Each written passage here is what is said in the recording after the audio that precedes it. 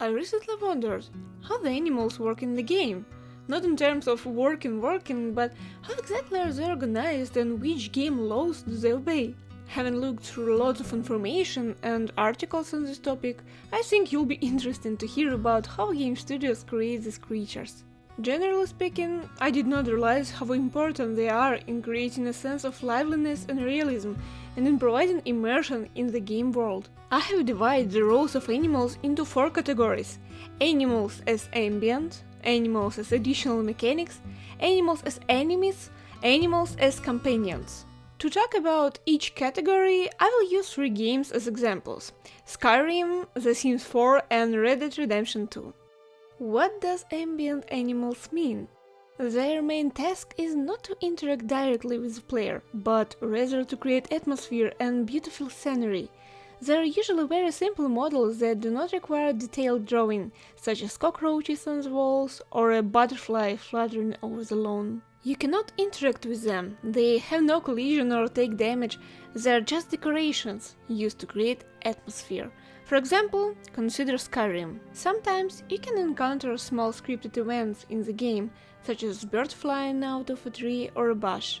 The developers create different triggers to make these animations happen, making these unusual events occur. It's all designed to make you believe in the reality of this world, and to make you feel that time goes on its own way here. You can also see fish swimming in the small ponds as in Elder 2. It's these small details that create a living world around the player. Then slowly we move from a beautiful picture to interaction. Take Elder 2 and its fish, for example. In this game, the player's entire environment is thought out in more depth, and programmers create in-game mechanics to give players a sense of presence in this world. The fish are no longer just decoration. They are a mechanic that adds a new experience for the player. While fishing is certainly nothing new in the video games, it is a good example of how players can directly experience the world. You can catch and cook fish and sell them, but it doesn't end there. By looking around, the player can start hunting deer and learn archery and rifle shooting. The more details like this there are, the more thoughtful and lively the game feels. In newer generations of games such as Elder, animals mobs have a special AI which gives them kind of hearing and vision. They react to gunshots and your presence nearby. They can also interact with each other, hunt and live without your participation. For them, their schedules, habitats and behaviors, e.g. whether they're hunters or prey, are prescribed. Animals with aggressive behavior have more detailed schedules. In addition to walk, eat, run away, there is also stalk and attack. Schedules can differ from one animal to another.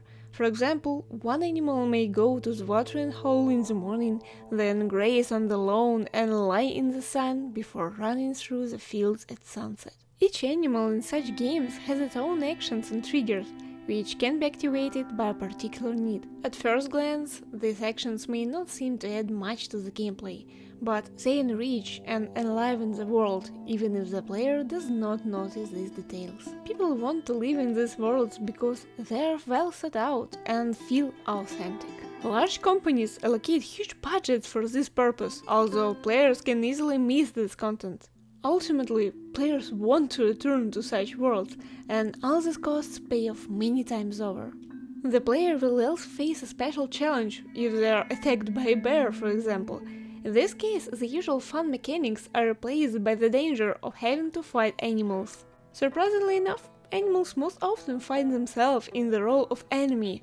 This approach is the most logical and does not require an explanation. This helps to create different situations and does not allow the player to relax, adding a drop of adrenaline with sudden attacks and unplanned battles. I think everyone remembers being attacked by a pack of wolves in Skyrim while walking around looking at beautiful landscapes and listening to melancholic music.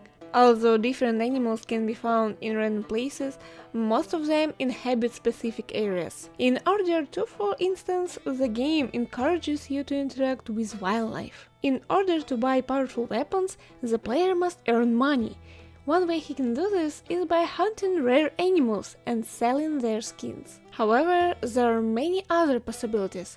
For instance, you can create a unique bag from the skin. In general, in the online version of RDR2, there is an option to tranquilize an animal and take a blood sample to sell for research purposes to zookeeper Harriet Davenport. This is how the game draws you into interesting situations in the swamps, mountains, and the forests, which the player also explores. The animals also represent the particular fauna of the habitat and reveal information about the structure of this world. Animals are used as enemies in all genres of project, from shooters to RPGs. When creating an aggressive animal or a peaceful creature, a document is created containing all the details related to the new enemy, the tasks they will set the player, and the challenges they can present. For example, a bear will be big and slow, but will do a lot of damage. A pack of wolves, on the other hand, is very fast, but not so strong, forcing the player to move quickly and change their targets. Once the document has been approved, the creation process begins in earnest. This involves determining the scope of work and ensuring that the necessary animation, modeling, skeleton, design, programming, sound and visual effects resources are in place. Then create a very simple conditional model of the mob in order to have something to work with. Gradually add textures and effects, replacing them with better ones until you have a full-fledged opponent for the player. This is roughly how new animals are created in the world of video games.